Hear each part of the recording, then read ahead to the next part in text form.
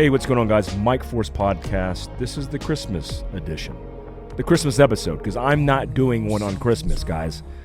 I can't be there for you all the time. But this is the pre-Christmas rollout, so we'll just make this the Christmas episode. What's the difference between this and Christmas? There's no difference, except we're talking about this storm that's hitting the country right now that's already sweeping through, negative 30 degrees in some places, like Montana, where Andy Stump lives. He texted me yesterday and said, it's hard to feel negative 30 when you're inside in the heat. It's true. That's true. True statement, Andy. True statement.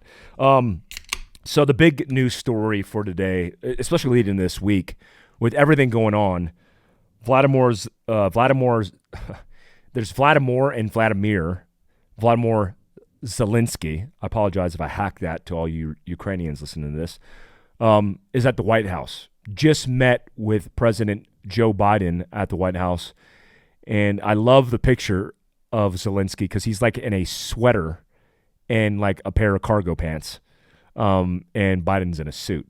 When you're fighting a war, your priorities shift. Now, here's my position. I want to let you guys know. Next week on the Black Rifle Coffee podcast, I'm podcasting Chad Robichaud, a good friend of mine, former Marine, former fighter, former like a lot of things. He's the founder of Mighty Oaks Foundation, which is a faith-based organization that helps veterans suffering from post-traumatic stress. And he's one of the guys that with Save Our Allies went out in Afghanistan and helped with evacuation. A lot of people think this is a controversial thing, but Chad Robichaud and the stories that I've told, even on my own podcast, has gone overseas only with permission to do so. I mean, Tim Kennedy was with him, and I heard a lot of people saying Tim's a rogue actor and he's just messing things up. Tim was with a sanctioned program approved by the Defense Department. Like, all of the things that he was doing were on the up and up. I mean, he's a master sergeant in the reserve component of Special Forces still. He wasn't just out there flopping, guys. I mean, I was invited to go on that. Now, me and Chad are talking about Ukraine because Chad's been in and out of Ukraine for an extended period of time. And his mission is to assist the Ukrainians, especially in the humanitarian crisis that they're dealing with. That's some serious stuff, guys. I mean, that's some serious stuff. Now, my position is just like with the Iraq invasion with ISIS, just like with the things that were going on in Africa, from Libya to South Africa, all the things in between. Just like with Ukraine, I support people who are being oppressed and really unfairly treated and not helped by the international community. This proxy war that we're doing right now, I don't approve of. I mean, I think obviously the pull out of Afghanistan, which was a deliberate act of incompetence, that wasn't on accident. Like, they deliberately did the things they did. They deliberately did the things they did because of their incompetence. I mean, to say that was like an accident or we fumbled, which they never admitted to, they deliberately screwed that up. Pulling out, leaving comrades, leaving American citizens behind, and the way we did it was a complete train wreck. So you think we're going to have political policy issues when it comes to Ukraine? Absolutely we are. So one, as an American taxpayer, as a veteran of this country, I don't think the administration right now, the leadership in charge, is doing a good job of, one, painting the picture of what are we doing there in the first place? What's the end goal? What are the objectives we're trying to accomplish when we're pouring money into a problem, fighting a proxy war against Russia? Because that's what's really taking place. I mean, admittingly, some of the Biden administration is saying we are supporting this because, we're countering all the Russian tactics. That's a proxy war. That's the things that got us into trouble in Afghanistan, Iraq, all over the world. I mean, if you think about what we did at the tail end of Afghanistan, where we handed absolute control over the Taliban. I read a headline this morning on the Crapper that the Taliban kicked females out of the universities. And that's a story? You're surprised by that? I mean, give me a break, guys. This is like, that's to be expected. That's like saying, hey, we expect cold weather during the winter time. I mean, that's just expected. So when I look at these things that are taking place and the level of incompetence when we're spending billions of dollars of taxpayer dollars, it doesn't give me a warm and fuzzy about the future. The next 2 years are going to be a train wreck. They already have been a train wreck. Let me line out some statistics here, because there are a lot of unknowns and a lot of mis and disinformation when it comes, just like with vaccines, when it comes to the amount of money we are spending in Ukraine right now and how much we have on the table and how much more we want to spend. There's a million different things depending on the channels that you read into. This is from the Center for Strategic and International Studies, the CSIS, known for having good statistics and read-ups as far as the amount of information it has distilled about the subject matter. In this case, aid to Ukraine explained in 6 charts. This was a press release November 18th of 2022, so a few weeks ago. U.S. aid to Ukraine totals $68 billion. And the White House has just asked Congress for another 37.7. As of today, December 20-something, I don't even know what day it is, that's sad. December 20-something, we're looking at $40 billion is the request, which is one of the reasons Zelenskyy is in the White House today. What are we doing? Like, what the hell are we doing? I saw a statistic recently that said that was more aid provided to Ukraine in the period over the entire global war on terror that we provided to Afghanistan. I don't know if that's military. I'm assuming that's civilian aid. But let me continue to read. In the spring, the new Congress will consider aid in the context of the administration's proposed fiscal 2024 budget. With these decisions ahead, it is worth reviewing how much aid there has been, what the aid does, and what the administration is requesting. Such a review turns up some surprises and will help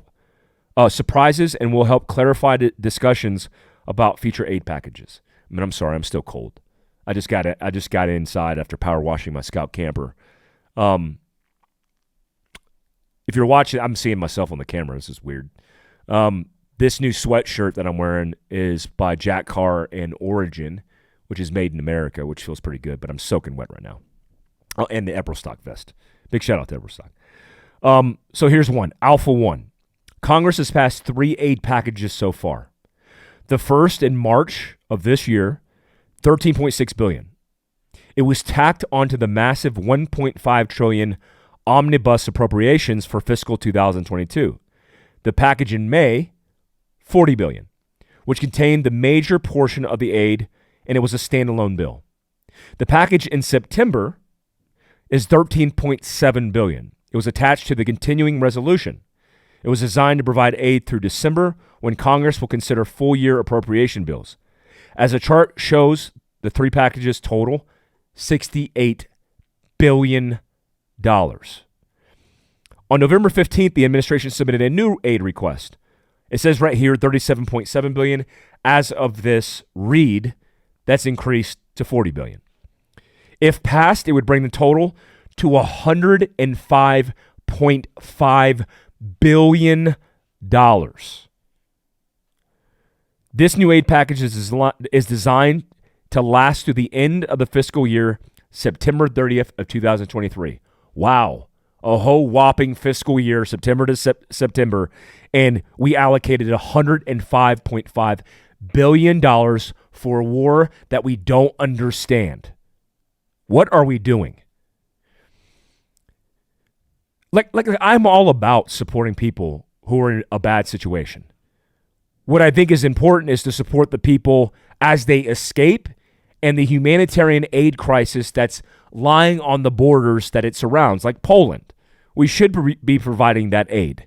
But that should be going to Poland because Poland is addressing most of the humanitarian issues from Ukraine, of Ukrainian refugees who are seeking refuge in Poland, not the Ukrainians. So where's this money going? At that point, unless the war has ended or settled into a stalemate, the administration would need to ask for additional money. Confusion sometimes arises because the way the admin periodically announces aid packages, for example, the language for November 4th was the Defense Department announced approximately $400 million in additional security assistance for Ukraine under the Ukraine Security Assistance Initiative. These announcements are useful for understanding how the admin is translating the pool of money appropriated by Congress into specific actions. What is the aid for? Let's transition into this. What is the aid for? One, at the top of the priority, military aid. Second, humanitarian assistance. Third, economic support to the Ukrainian government, which goes directly to the Ukrainian government to allow continuing operations since the war has disrupted its own mechanisms for raising revenue. Fourth, U.S. government operations and domestic costs related to Ukraine, which covers the increased expenses to government agencies for operations like moving embassy personnel and prosecuting war criminals. It also includes $2 additional billion for support to energy companies, particularly the nuclear industry, to offset higher supplier cost. Some observers might exclude the energy subsidy as only tangentially, that's a word, related to the war in Ukraine. This tabulation includes the items since the administration categorized it as Ukraine related. So, let's talk about military aid. Short-term military support. This includes the transfer of weapons. In total, $17 billion, both U.S. weapons and those purchased from allies, training of Ukrainian military personnel, and intelligence sharing. Much of this funding flows to the Ukrainian Security Assistance Initiative, which acts as a transfer account. Technically, the appropriations cover only the backfill equipment sent to Ukraine, not the equipment itself, but the two have been closely aligned. Now, here's what I can get behind. The transfer of weapons, both U.S. weapons and those purchased for allies, training of Ukrainian military, I can get behind that, and the intel sharing, can get behind that, with an understanding of the strategy, short, mid, and long term, as the American people should be educated on, since their taxpayer dollars, not approved through Congress except in the appropriations of the funds, is communicated to the American people. Like, you haven't made the case. The only thing you're doing is spending our money, and we're not understanding why. That case needs to be made from the White House. You think that's too much to ask? I guess so. Long-term military support in the amount of $10.4 billion. This consists of money that Ukraine could use to buy weapons, mostly from the United States, but also elsewhere. The problem is that these need to be manufactured, so there's a long delay.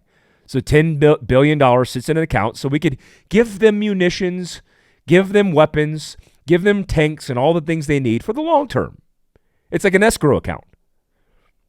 I can kind of get behind that if articulated what the long-term plan means. So if you mean we're sitting in an escrow account that has $10.4 billion that indefinitely sits there because we think this war is going to last forever, I'm not on board with that. Because when your administration is long gone, which it will be in 2 years, then where is that money going to go? Is it going to sit dormant? Is it going to be stolen like all of the misappropriation of funds that we've seen through the Defense Department audit in trillions of dollars? Why the government hires new IRS agents to go after our Venmo accounts? Yeah, that's how this rolls out. Confusion sometimes arises because the DoD announcement that the United States has committed certain amounts of military equipment to Ukraine, for example, a recent fact sheet that in total the U.S. has committed more than $18.5 billion in security assistance to Ukraine since the beginning of the Biden administration. This combines the short-term and long-term support. I don't want to give long-term support unless you articulate the strategy long-term. As a taxpayer, law-abiding citizen of this country, born in this country, somebody who has fought for this country, that is a minimal requirement as a citizen of this country for that to be articulated. U.S. military operations, the third segment in military aid and support, and the total of $9.6 billion. Let's just call it $10 billion. The government's probably going to just estimate that up. What's a few $100 million? In the spring, the United States sent about 18,000 troops to Europe to strengthen defenses and deter Russia. These deployments cost money, so that was planned in the DoD budget. So we're spending $9.6 billion to reinforce other bases in Europe. How's that going for the commands? I don't have to ask because I know, because I served in the military as a Special Forces Sergeant Major. Here's what I do know, because I know Joe. I was born Joe in the Army when I joined at 17 years old as an infantryman. Here's what I know. Joe is going out getting drunk in the middle of Eastern Europe, getting DUIs and sitting on their ass not doing anything. Commands are getting frustrated because they don't understand what the hell's going on. And we have reinforced the outside area of this war zone because we think it could potentially turn into World War III.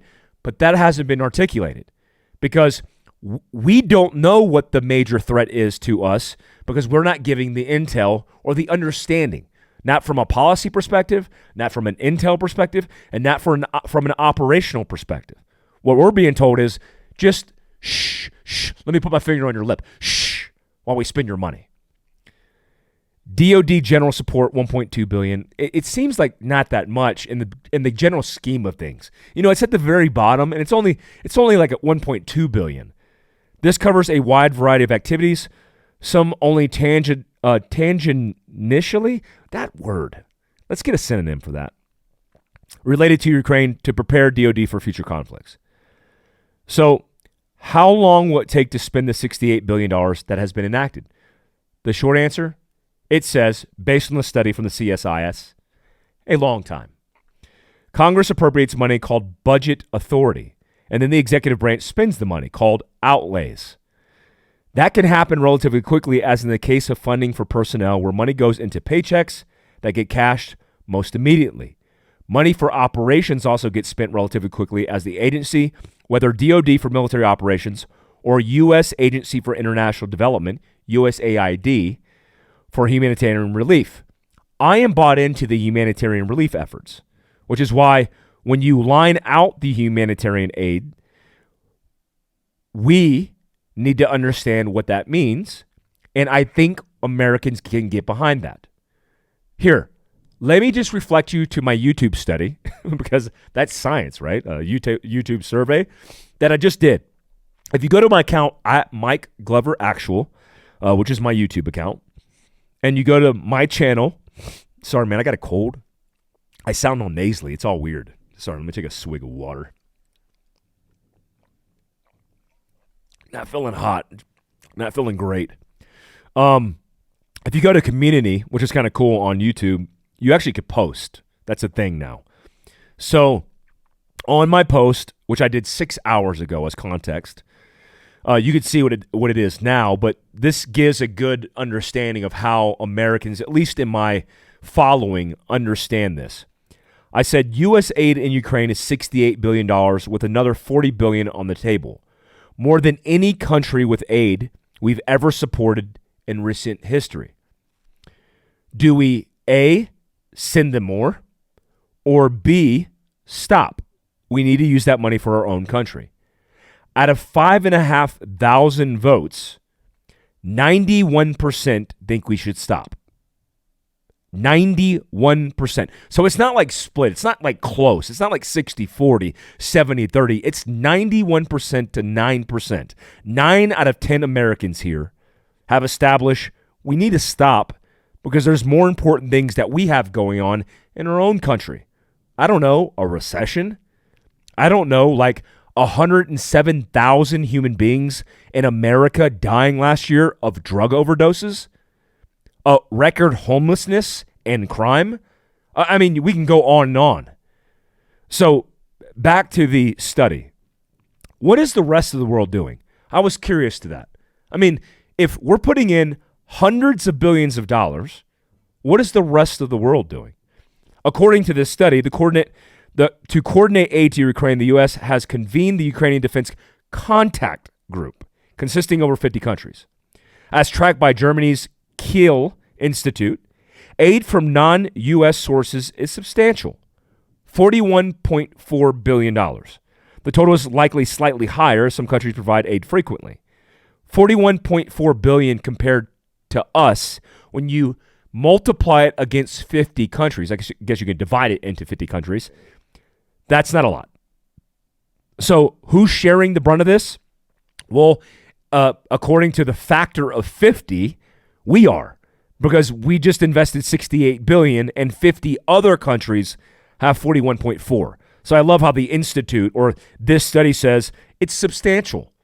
Is it really substantial? What are we comparing? You're comparing apples and oranges. I'm comparing apples and apples. Not even close. So, many European countries have taken in Ukrainian refugees, a burden that only partly appears in these numbers. Yeah, I get that. Like Poland is taking in a lot of refugees. I get that. The United Kingdom and Poland provide substantial military support, but here's the deal, guys.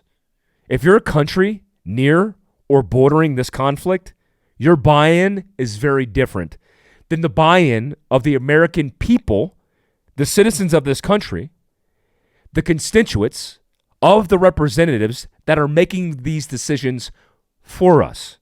And you should know these decisions are made really without our buy-in. I haven't had any buy-in. If you want my buy-in, stop. Articulate the case, segment the budget, but we're voting for these things in Congress. That's what's scary. In general, the United States has provided relatively more military and financial support, with other countries providing more humanitarian aid. And I get that. It's going to be upside down. Defense, that's what we do. Humanitarian aid, because they're on the border. I understand that. What should Congress do moving forward? Well, some members of Congress, particularly on the populist right and progressive left, have raised questions about the aid. The May package, the only one Congress voted on a standalone legislation, passed 368-57 in the House, 86-11 in the Senate. Although this reflects strong bipartisan consensus, it also reveals some opposition. We are seeing more opposition now because we have a incompetent set of circumstances. Let me just put it that way. You fill in the gaps. All right, so with that being said, he's in the White House now. Zelensky's in the White House now. I want to hear what you have to say about it, because your input is important to me, and I love reading your opinions. A lot of you guys have really good feedback and opinions. If you're listening to this on a podcast, go to YouTube, Mike Glover. I'm sorry, not Mike. Go to Mike Glover Actual, subscribe. But this is on Mike Force, the Mike Force podcast. Do that. Subscribe, hit the notification tab, all that good stuff. Let's talk about this Arctic blast, because right now, according to the news, as of right now, this is going to be a couple hours delayed when you get this, the Arctic blast is about to blast from the Great Lakes to New York, western New York, a storm of epic historical significance. We're talking 65-mile-an-hour winds on the busiest travel week and days on the edge of Christmas Eve. I mean, this is insane. This is insane. 65-mile-an-hour winds, negative 30-degree temperatures, wind chills up to negative, let's see what the latest is showing me,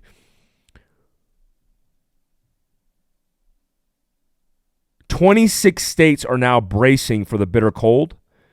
And you're seeing 5 to 8, 9 to 12, and up to 18 to 24 inches of snow around the Great Lakes, with 10 to 20 below zero lows and wind chills. We're talking about frostbite to exposed skin in as little as 30 minutes. That's very significant. We are going to see the power outages. We are going to see massive travel delays. If you're listening to this, you better figure out a plan if you're stuck at an airport, or just be willing to spend Christmas in front of the Delta checkout line. Things are getting crazy. So on these podcasts, I want to update you with news, but I'm going to add a little segment that I think is going to be beneficial for you guys. I love doing the Mike Force podcast. There is going to be a period of time where I migrate having the Mike Force podcast only on Black Rifle Coffee's Mike Force Mondays. So this kind of solo version will go away but change into, I'm thinking about it, a daily show. I mean, I think I could do a daily show. I know people are like, can you do any more? And I think I could do it. If I did a daily show, it would include news, information about preparedness, a lot of current events, because that's how you could do a daily show, right? Things are changing realistically in this country, it seems by the minute, but every single day. And I listen to Dan Bongino and Ben Shapiro. I love their conservative commentary. But if I have to catch up, I don't go back to the very beginning like you can do in most of these episodes. I go back to like a couple days prior to hear the headlines.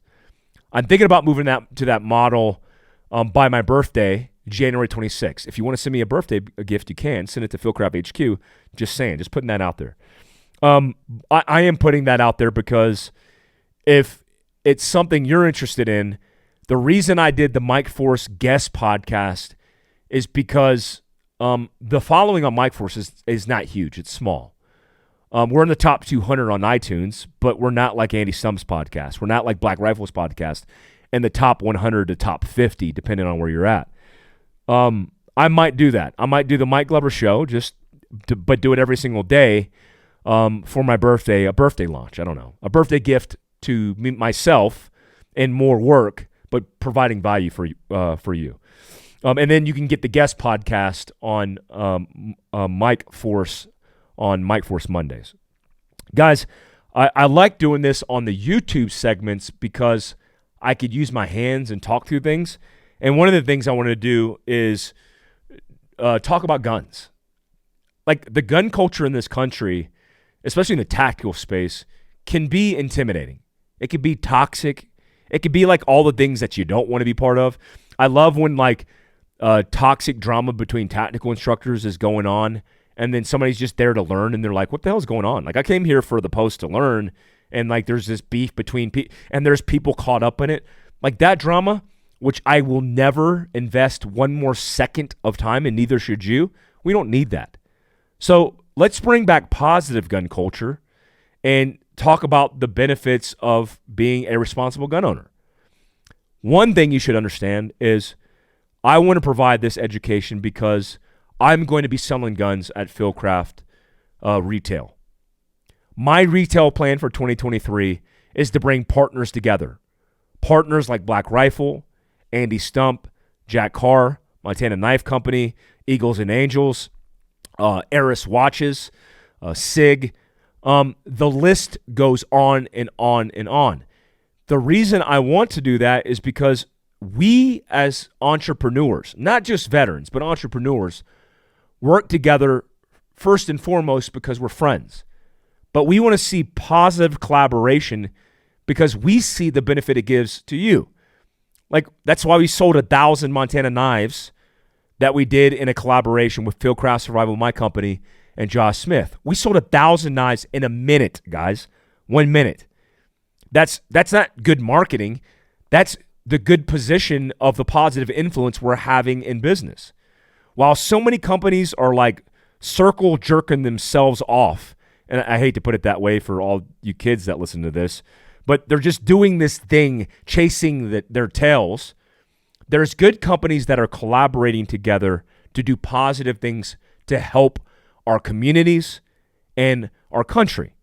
I mean, I am also selfishly helping my own business, right? You're helping my business, but the difference between 3 years ago business relationship and today is you as a consumer are making smart, sound decisions, spending your money wisely because now you have access to the information. Before, you kind of just bought what was on the shelf. So in the Bass Pro model, you went to Bass Pro, whatever's on the shelf, you trusted Bass Pro, kind of filtered through it, and that was your consumer opinion or option. You went to Walmart and you went, hey, what's the cheapest thing?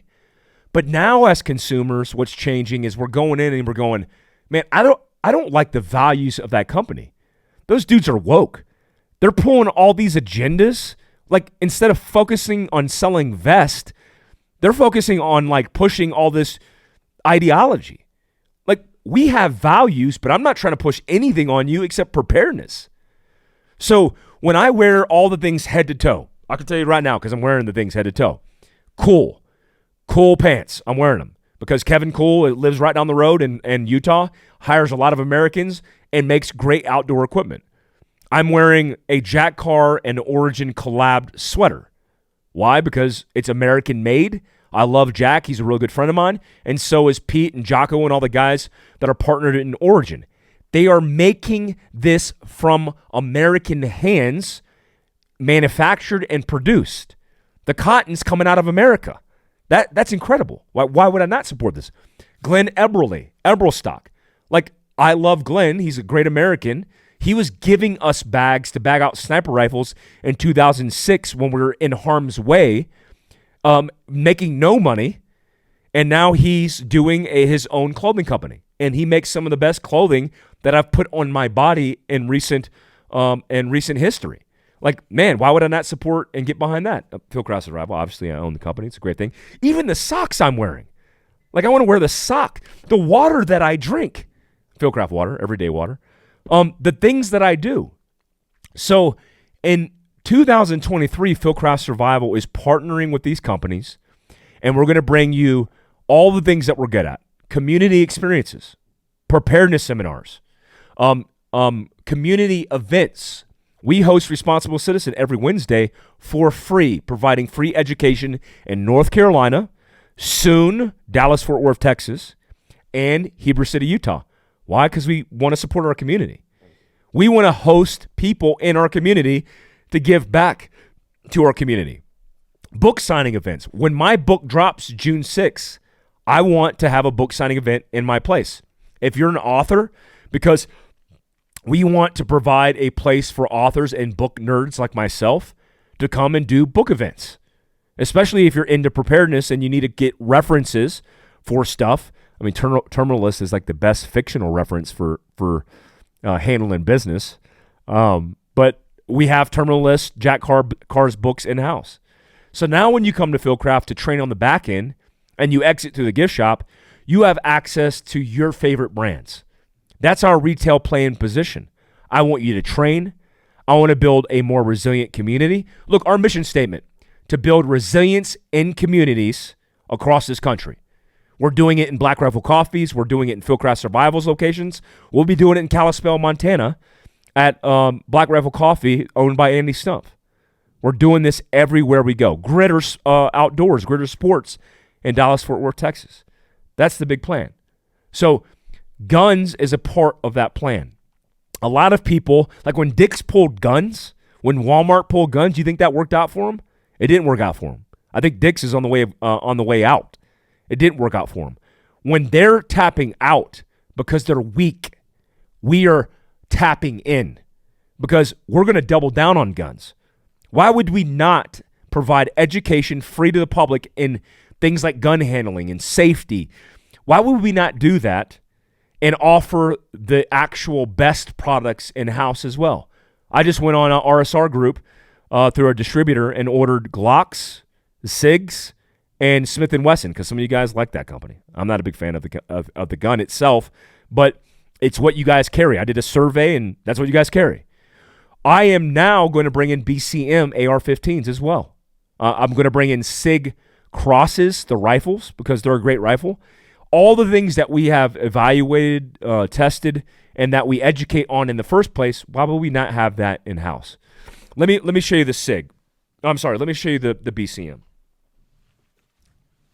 So this is the benefit of watching this, guys. If you're listening to this, I'll make it audible or audio friendly. This is the rifle that I teach with, but it's also the rifle that I recommend, and it's one of my favorite rifles. BCM does not pay me anything. They don't have to pay me because companies that I'm in bed with, I believe in because I vetted. SIG pays me. You know why SIG pays me? Because for 2 years I vetted them and assessed their pistol and converting from a striker fired or single action only Glock that I carried my entire career and realized their striker fired, their new line of 320 pistol, especially the 320X carry, which is the first one that I bought and pulled out of a box and tested. After 2 years, I was like, damn, this thing's squared away. No issues. So when I recommend a rifle, it's because I recommend it and I'm going to carry it. AR-15s, for the most part, are the same spec-wise.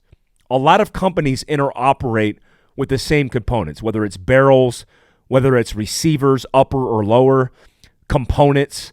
Most of the hardware or accessories nowadays are made from the same companies. Like Magpul provides a lot of accessories for ARs across the board.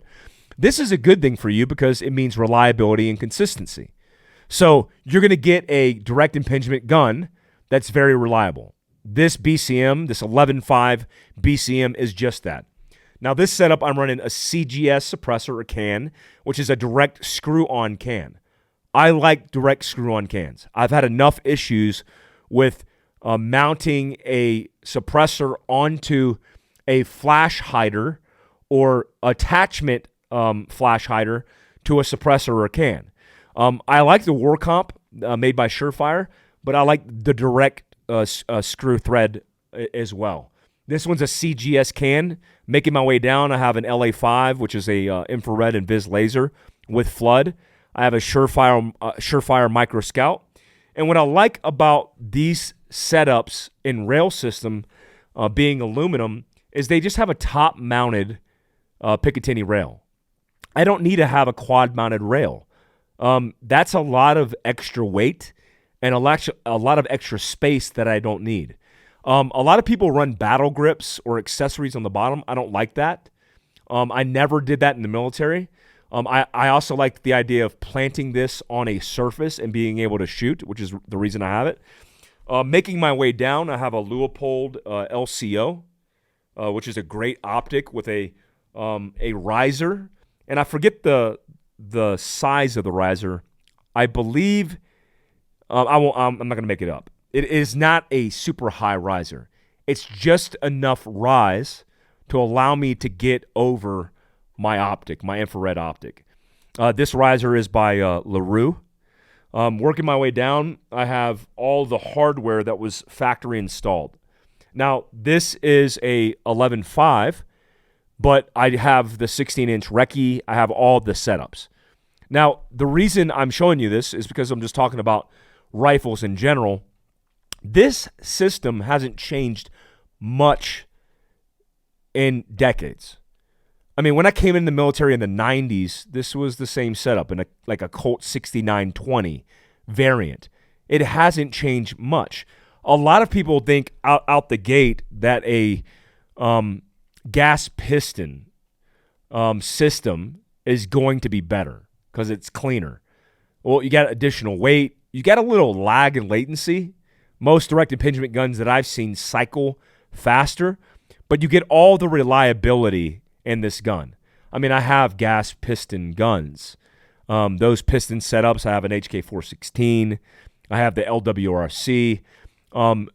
I've gone back and forth, and yeah, you'll get a fouled chamber because you get gas pushing back into the system, which means back into the bulk carrier group, but that's common. But if you just clean your gun, you won't have that issue, right? Let me just go over load procedures for an admin load, just as a point of reference to give you an extra pro tip this Christmas. This is my Christmas gift to you. So let me caveat this by I did do recently some Black Rifle Coffee pro tips, and there are many opinions on everything. Guys, this is my opinion via my narrow experience in the military. If you have a different course of action, lay out your course of action. But if you're just ugly, because a lot of people are ugly, I'm just going to block and delete you. So that's the insurance policy for me, saying this is just my opinion, guys. Take it or leave it, okay? So an admin load means you have the luxury of time. Most often in my training instructing courses, I see the failure to seat the magazine properly. That is the number one user-induced issue I see. And I say issue because it's not necessarily a malfunction, because, I mean, you can consider a magazine falling out of your gun when you go to break the first round a malfunction, like failure to fire. But it is an issue that I see inherently on my range. I teach for free. This is why I'm teaching this class right now. I teach for free these blocks on my YouTube channel at Mike Glover Actual and the Fieldcraft Survival channel YouTube, because we want to provide that education. So when I say there's an admin load, you have the luxury of time outside of a tactical and slide lock reload where you might not have the luxury of time. So take it like you're loading your gun for the first time on a range, doing your sports event, your competition, or for self-defense, setting it up in the house. The first thing is the magazine's released because it's not loaded. The first thing I'm going to do is operate the rifle in my workspace. A lot of people have institutional habits based on where they train. And some places like indoor ranges don't allow you to take the gun and put it or point it at the ground, because if you AD, you're going to AD into concrete. So those places allow you to navigate or gun handle in the cubicle. You know, the desk lays down in front of you. You have the brick of ammo in front of you. You roll out the target in the shooting range, like the bumper bowling alley. A lot of outdoor ranges allow you to point the gun at the ground, but they won't allow you to point the gun up in the air because they don't want you to accidentally discharge one over the berm. And no harm, no foul. They're just reducing their liability based on the worst case scenario or the bottom of the barrel and gun handler, right? So the technique I'm teaching you is to operate and manage the gun in front of your eyes. Because if you're trying to clear the gun down below your field of view, you can't. That's not like some people were like, yeah, you need to keep your eyes in the fight. I'm not talking about that because I'm talking about an admin load. I just mean if you're going to clear your gun and your gun's at your waistline or below, and you're just kind of looking down in your gun like that DEA agent who did that in the classroom where he looked down in their breech. If you need to Google that, Google it, because it's definitely a lesson learned. But you're clearing the gun outside of the ability for your eyes to see all the angles. So same thing with the load. With a pistol and rifle, I want to clear, I want to manage, load, unload, make safe, all those things in my workspace, right? The workspace is an imaginary rectangle in front of your field of view. So with a carbine, I want you to take the buttstock and put it underneath your armpit. That allows you to not smoke yourself, but also see everything with a twist of the wrist. Like I could see the shooter side or the strong side. I could see the weak side or the support side. So I'm going to take the gun. I'm going to put the buttstock on my hip, and I'm going to lock the bolt carrier group to the rear, right? The BCG is both the bolt and the bolt carrier group. So as I roll it to the rear, now it's in the back of the gun in this mil-spec tube in the rear of the gun. I could see inside the chamber, inside the mag well, right, or the ejection port into the mag well, and I could see the bolt face. I could see where the bolt is, and there's no round on the bolt. So if I was clearing this, I would look inside the chamber. I would look into the mag well or down into the magazine port, and then I would look on the bolt face. It's clear. So now if I rotate the gun the other way, it's comfortably in my workspace. I could insert the magazine by pushing and pulling. The biggest mistake here is most people don't push and pull. If you don't push and pull and you don't roll the bolt carrier group to the rear, you're going to try to load a loaded, maybe topped off magazine, 30 rounds, with a bolt that's closed and locked in the chamber, making it difficult to do so. So if you push and pull, then I know it's properly seated, locked into place. Now I rotate the gun over, and I can look inside the ejection port and release the bolt while looking in the ejection port. Right? You're not going to see, your eyes aren't fast enough to see you chamber around unless you got a really dry bolt. But I could press check it if I want to by pulling rearward. This is controversial here. Pulling rearward on the charging handle, seeing brass, and then releasing it. If I do that, I want to make sure I push on the forward assist. I do it as habit because I have forward assist on all my guns, which is just a little bit of push on the BCG to make sure that chamber is locked. The bolt goes in to the chamber and then turns, locking it into position. That has to be locked in order for you to have a closed chamber or locked chamber to be able to shoot the gun, okay? So I also close the ejection port. Now, in real time, I'll just do this in real time so you can see it.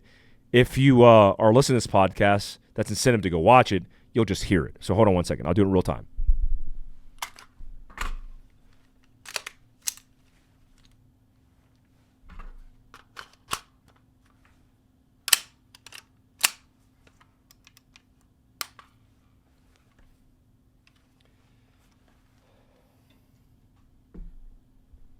So as we get through a year of record gun sales in this country, you think that's going to go away? I was on our RSR group, and I'm like, everything is sold out. Like I'm like slim picking through the inventory. So we will continue to educate you if you come in the store in February, starting February 1. If you come in my class, I didn't even mention this class. I have a class January 14th, Personal Security, which is a course that me and Amber started with women's only, and then Kevin Owens evolved into what's known as Personal Security, which is a scenario-based course that teaches self-defense, but not just self-defense in the action, but self-defense before in the decision-making processes, including the decision point to use self-defense, the actual act, and post the experience and what you need to be prepared for, both on target while it just went down and also after the fact legally. It's one of the reasons why we have Mike, one of our local law enforcement instructors in Wasatch County, a county sheriff, come in. Oh, big shout out to the boys at the men at my local car wash. I see the guys in the gym all the time, and there's 3 of them that work at the car wash. Big shout out to you guys, man. I love seeing you guys taking pictures, doing all that stuff. It's cool to have fans locally everywhere we go. January 14th, we're doing that.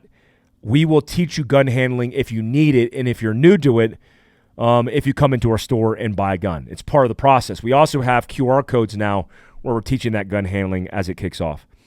Had the opportunity to talk to Tier 1 Concealment, one of my favorite holster companies in the country. Look, I'm a poser in the holster space. We do have the magnet retention holster, which I invented, retaining it using magnets to hold it into place so that it's friction-free when you pull it. I like that holster. I'm a big fan of it. But when it comes to holster companies, they're one of the best in the business. And one of the owners is the founder of it, and the owner of it is a shooter. Amazing guy, family guy. It was really cool catching up with them. Support that business as well. Guys, I'm stoked for 2023. This isn't the New Year's episode. I got a New Year's episode talking about all the stuff that we did in 2022, if you're willing to listen, and then all the stuff that we're planning for 2023. It's going to be a big year. June 6th, the book kicks off. I'm excited about that. I hope you guys are as well. I want to say thank you for your support. I want to say Merry Christmas to you and your families. Make sure you spend a lot of time putting your phone down and spending that time with them. I appreciate you guys. If it wasn't for you, we wouldn't have a business. Thank you so much for all the support over the years. Merry Christmas. And I don't want to say Happy New Year. Happy holidays. And we'll see you on the next episode, which will be a New Year's episode. Peace out, guys.